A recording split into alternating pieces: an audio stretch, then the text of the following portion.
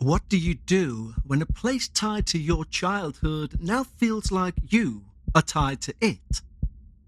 Would you follow your gut if the rational world around you told you this simply couldn't be possible?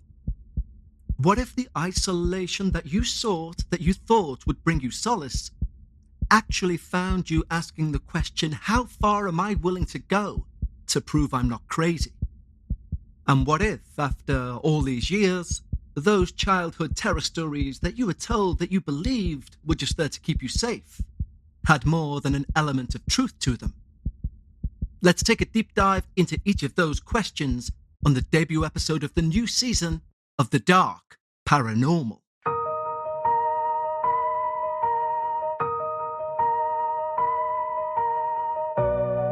Live from Liverpool, The Dark Paranormal with Kevin Eustace. Hello everyone and welcome back to The Dark Paranormal. Yes, we've had a few changes around here, but hopefully we haven't changed so much you don't recognise who we are. Everything should still feel vaguely familiar in a strange sort of way. And of course, we haven't changed the wallpaper in 6 years. So it's about time for this change. And also, if you are new to the show, as I think a few people will be, then hello. But if you've arrived looking for tales of grandparents who sit on the end of your bed and tell you everything's going to be okay, you're in the wrong place. The clue should be in the show name, but this is where we share our listeners' darkest, true paranormal encounters. I've used this analogy before to try and summarise who this podcast is for.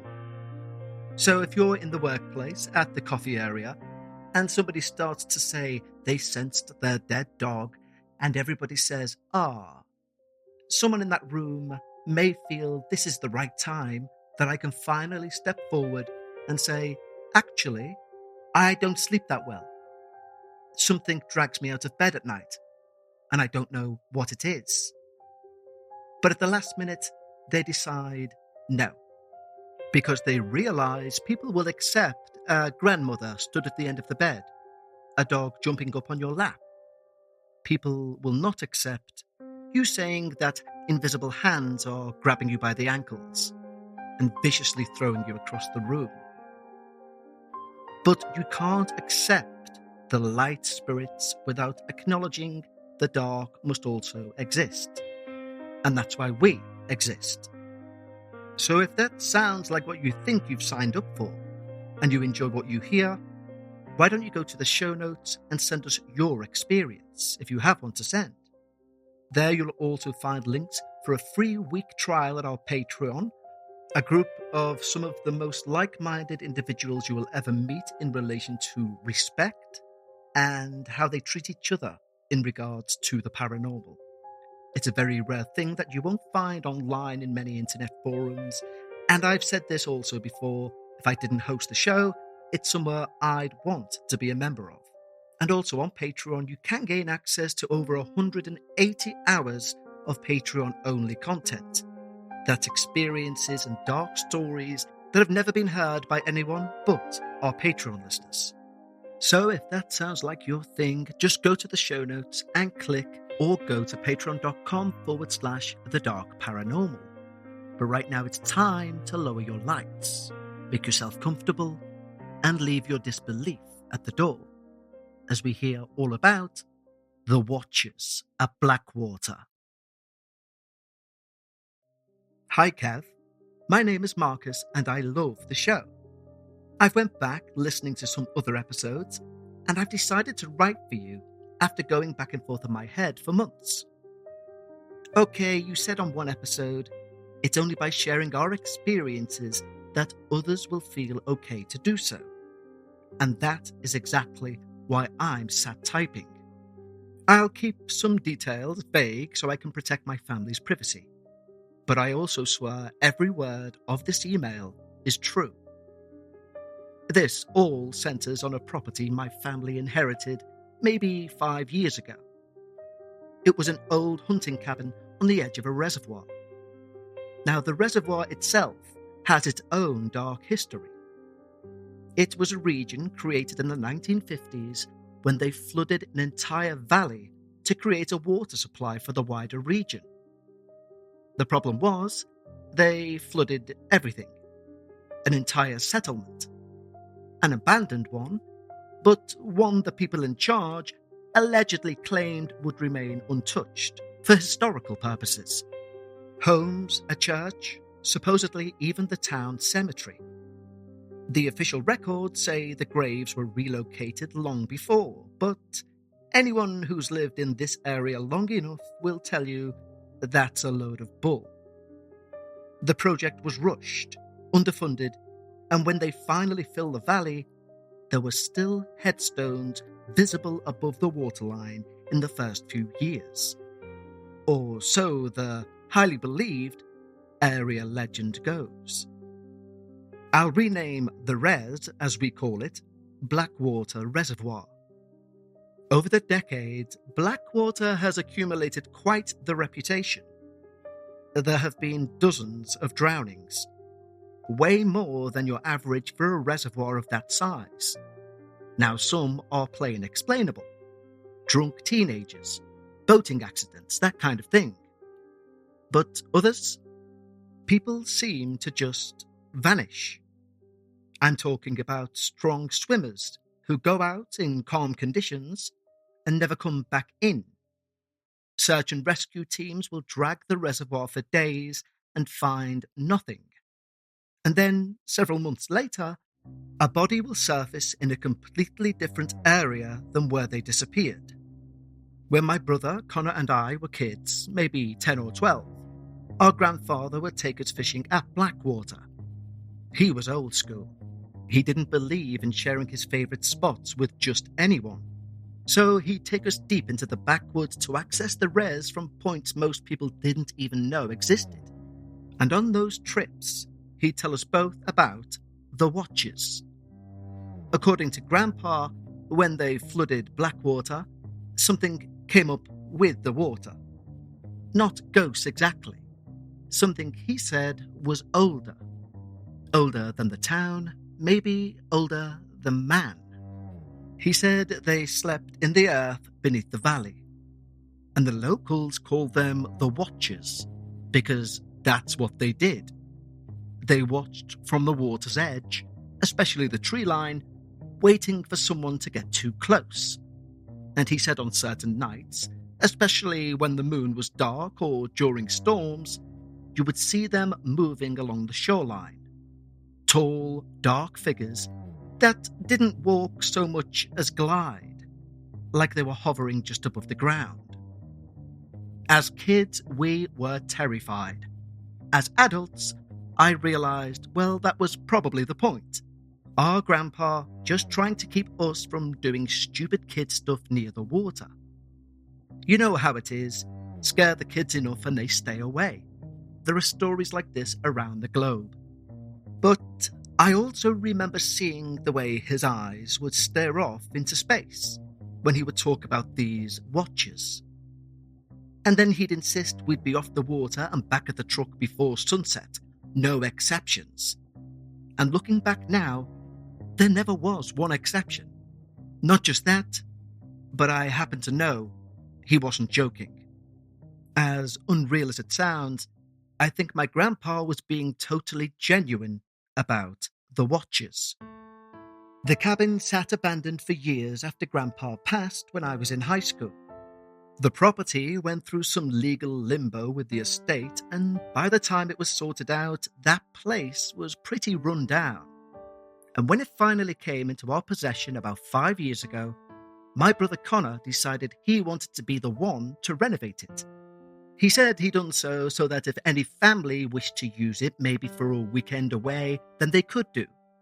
But he himself had also gone through a messy breakup.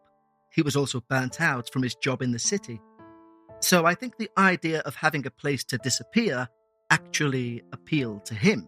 But the knowledge Connor would be engrossed in a project appealed to us as his family. Now, as much as Connor clearly wanted to be alone, every now and again I would go and help him fix up the cabin. This is over several months. We replaced the roof, updated the plumbing and reinforced the foundation. The cabin itself is very small. One living room, if you could call it that, which you could extend a sofa out into a bed, and also one tiny bedroom. There was also a very cramped bathroom wedged into the corner, like an afterthought. However, as can often be the way with hunting lodges, etc., the kitchen area was relatively well sized for such a small building. Connor likes to think he's a fisherman, but Grandpa was a fisherman. Whatever he caught, he would gut and he would cook. Although Connor can catch a fish, I think neither of us really have the stomach for gutting one, so we throw back whatever we caught. All the windows of the cabin face the reservoir, and because the cabin sits in a natural depression surrounded by thick pine, even during the day the place stays pretty dim. Though Connor said he liked that about the place. He said it felt like a true refuge from his life. And he needed it. As a family, we all could tell just how burnt out Connor was. So, once finished, it was no surprise to see that Connor was there every weekend. And for the first few weeks, everything seemed fine. He'd send me pictures of his catches, the sunrise over the water, updates of his amateur carpentry projects, and he seemed genuinely happy for the first time in years.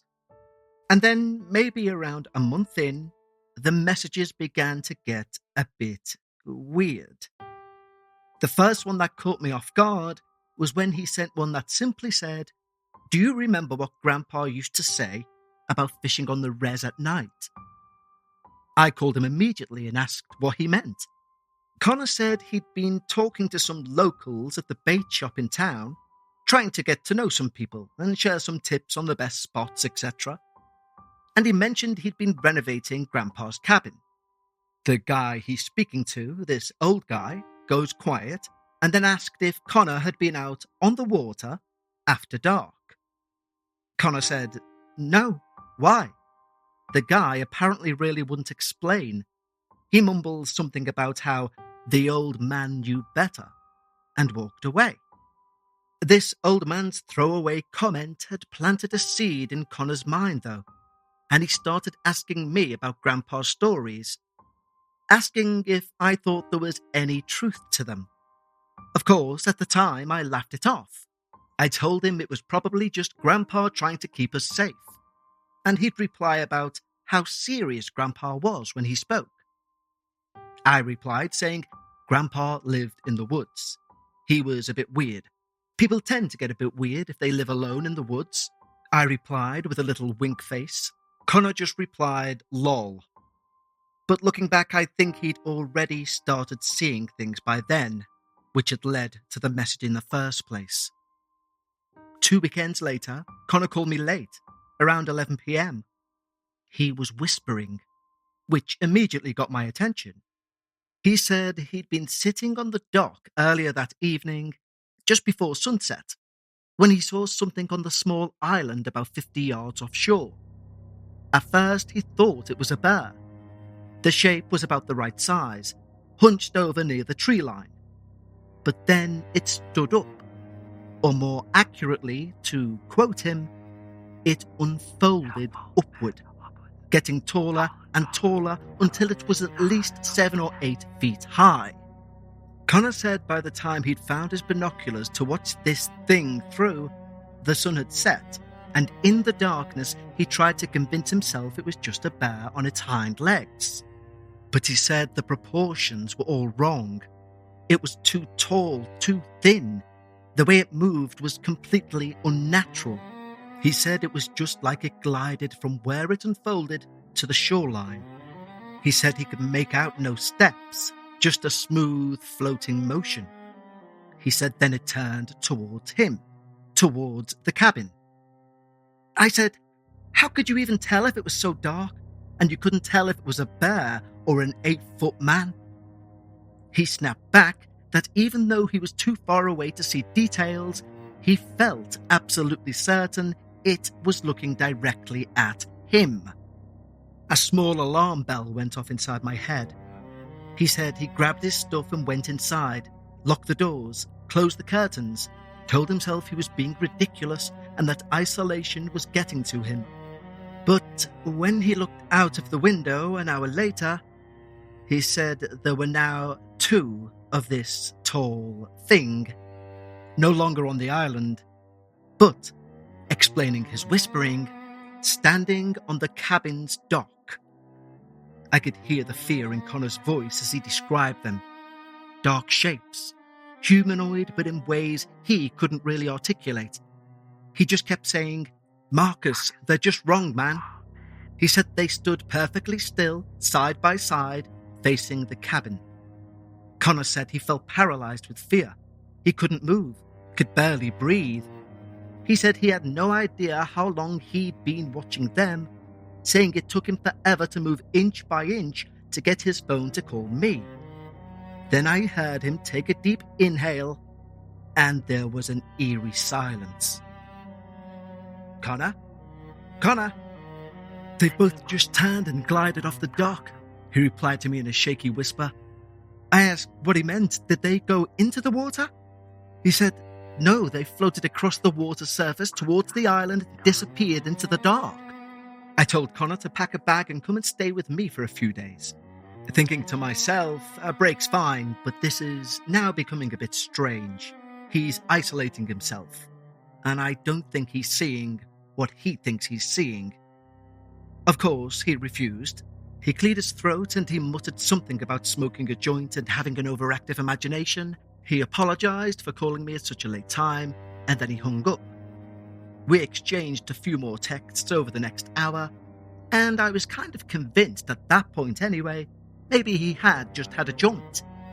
But then, over the weeks, the texts became more and more disturbing, although he'd try and veil them with laughing emojis and things like that. For example, he said he'd wake up to find his fishing gear all moved round. Rods that had been inside, now outside. He'd started smelling rotting fish mixed with something metallic, like old pennies. But the worst was the Watchers. Connor had become convinced that the Watchers were real. He'd given them the name that Grandpa used for his old tales, but he said he would see them most nights. Sometimes barely visible in the tree line, sometimes on the island, sometimes by the cabin. He said, but wherever he saw them, they were always facing him, and he'd follow with 3 laughing emojis. The next text I got from Connor was one saying he's decided he'd had enough. I was already concerned for him mentally, so I called him immediately, and he said he was going to force a confrontation with the Watchers. He said he'd invited 2 of his buddies up from the city, Jake and Ryan, and asked if I'd like to go along. Safety in numbers, he said, and I agreed, but for very different reasons. Personally, investing felt like something I'd get to later. Like a lot of people, I was focused on where my money was right now, not where it could be going. What changed for me was realizing that starting small and staying consistent matters much more than trying to know everything up front. You guys know I've worked with acorns before. I know them well. I know how diligently and ethically they work, and I've just been going through their app, and believe me, I genuinely love how simple it is and how approachable it feels. Acorns is a smart way to give your money a chance to grow without needing a finance degree or hours of your time. You can sign up in minutes and automatically invest spare money, even spare change, and adjust how often you're investing as your life changes. A feature that blew me away on the app is the Acorns Potential screen. It helps you understand the power of compounding over time and makes the idea of long-term investing feel calm, clear, and achievable. Acorns grows with you, supporting your big goals and your small goals. And it keeps everything in the one place so you're not juggling multiple finance apps. If you've been waiting for the right time to start, this is your sign. Sign up now and Acorns will boost your new account with a $5 bonus investment. Join over 14 million all-time customers who've already saved and invested over $27 billion. Head to acorns.com/darkparanormal or download the Acorns app to get started. Paid non-client endorsement. Compensation provides incentive to positively promote Acorns. T2 compensation provided. Potential subject to various factors such as customers' accounts, age, and investment settings. Does not include Acorns fees. Results do not predict or represent the performance of any Acorns portfolio. Investment results will vary. Investing involves risk. Acorns Advisors LLC, an SEC registered investment advisor. View important disclosures at acorns.com/darkparanormal. This episode is sponsored by BetterHelp. The new year doesn't require a brand new you. Sometimes it just calls for a less burdened one. I think a lot of us walk around carrying things we don't even realize we're holding.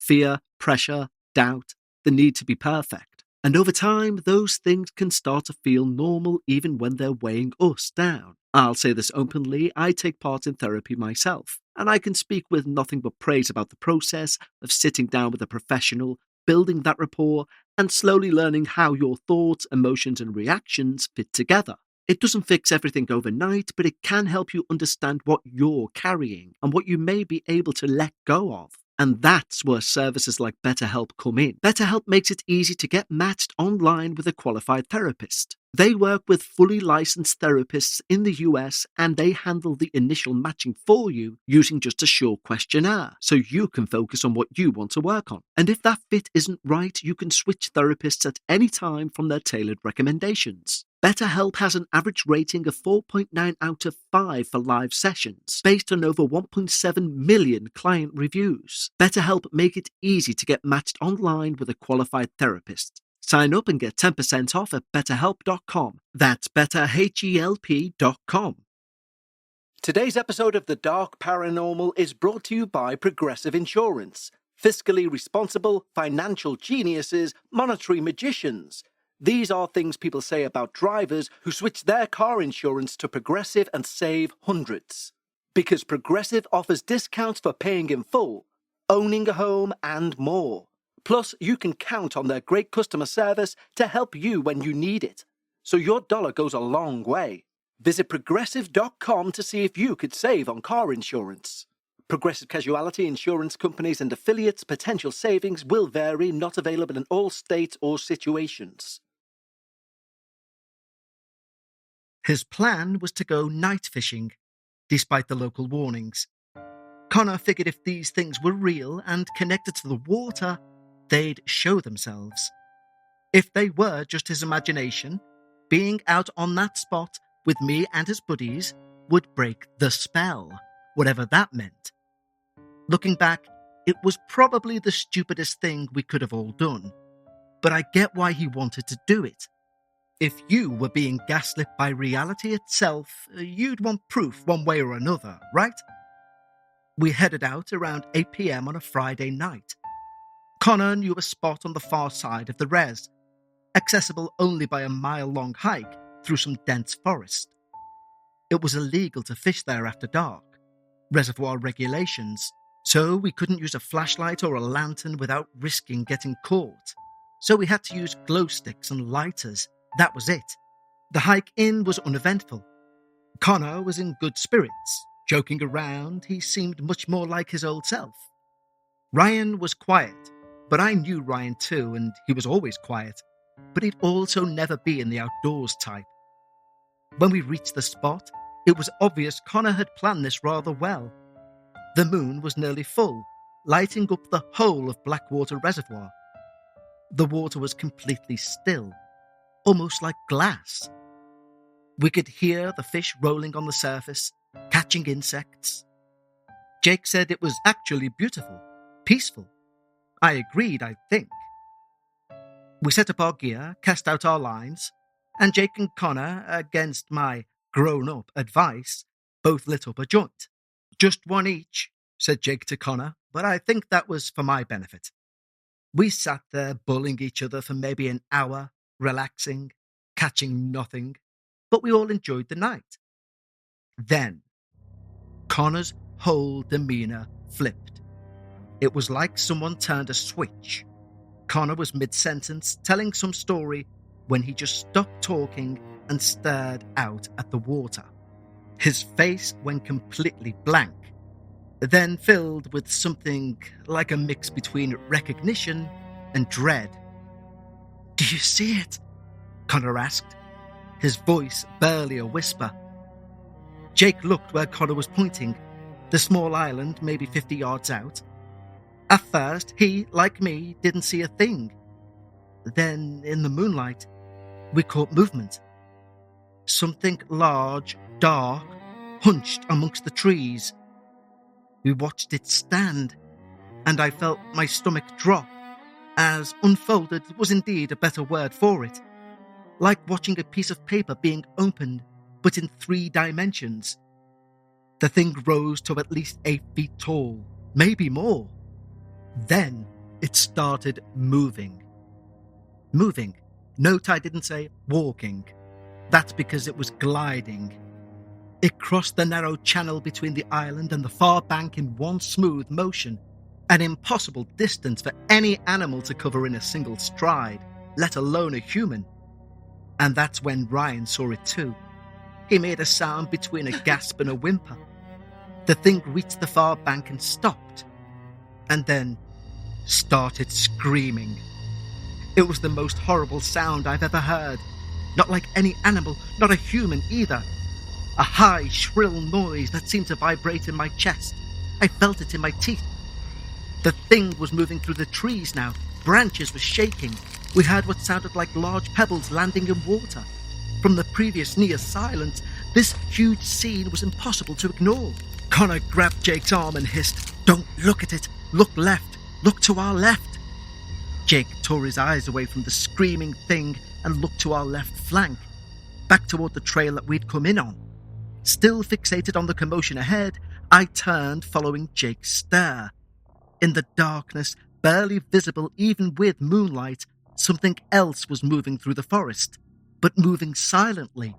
Not a single snap of a branch, working its way around towards us whilst the first entity created a distraction.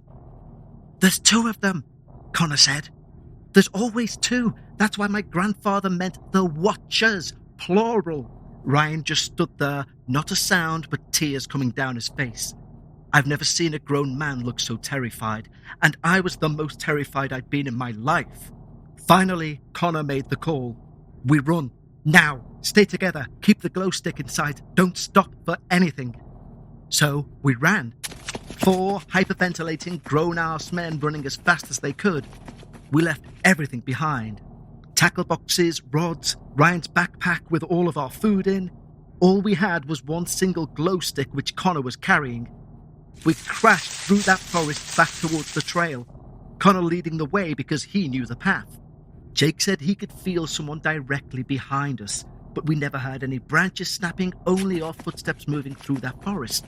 That screaming thing from the island was still screaming, although it was quieter the further we ran, so that definitely couldn't have been following us. It must have been the other entity.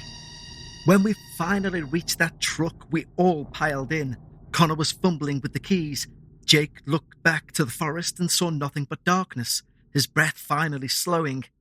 Then Connor, who was in the driver's seat, said, "Oh God, oh Jesus Christ." We all turned to follow Connor's gaze out of the driver's side window, and about 30 foot away, just at the edge of the headlight's reach, hovered one of those things. It wasn't moving per se, but you felt like it was. It was just hovering like a dark stain against the night. Even from that distance, you could feel its attention, the weight of its gaze. Suddenly, the thing began moving towards the truck, not fast, but with that same impossible gliding motion, heading directly for the truck. Ryan, who'd been silent more or less the whole night, suddenly screamed, "What do you want?" The entity stopped. It just froze mid-motion, about 20 feet from the truck. I noticed I couldn't hear the screaming anymore. Before any of us could process that, something hit the rear of the truck so hard it lurched forward. Connor slammed the truck into drive and floored it, and we fishtailed out of there. We didn't slow down until we hit the main highway 15 or so miles later. None of us spoke on that drive back. When we got back, we dropped Brian at his apartment, and he just got out without saying a word, went right inside. Jake and Connor stayed with me that night. Connor telling Jake everything he told me. The months of being watched by it. Grandpa's warnings, all of it. The next day, after dropping Jake back at his place, Connor said he was going back to the cabin to get some things. I obviously went with him, and the place smelled like rotting fish and old pennies. It was so strong, I had to breathe through my mouth. And every single door was open. bedroom, closets, cabinets, just like someone or thing had systematically gone through and opened each one. Connor swore to me he would not return to that cabin, and we agreed he'd arrange the sale of the place. A month later, true to his word, a seller was lined up, and we finally got rid of that Blackwater cabin and those watchers. But last month, Connor called me at 2 a.m. He was crying. "Marcus," he said, "I need to tell you something, but you have to promise not to think I'm crazy." I thought he, like me, had just had a really bad nightmare. He called as I was midway through a dream where I was held somehow on the ceiling of the cabin by the watchers. I checked the time. "It's 2 a.m, Connor. For Christ's sake, what is it?"